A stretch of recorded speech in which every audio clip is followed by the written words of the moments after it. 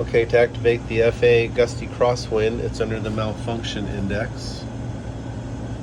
FAA crosswind on, activate, and it defaults from the right.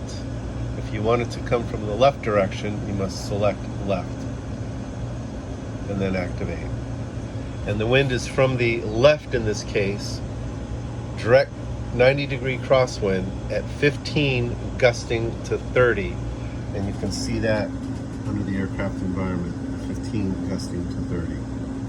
To deactivate the FAA crosswind, you select on and hit activate again, and then return that to its default setting, and the wind is gone.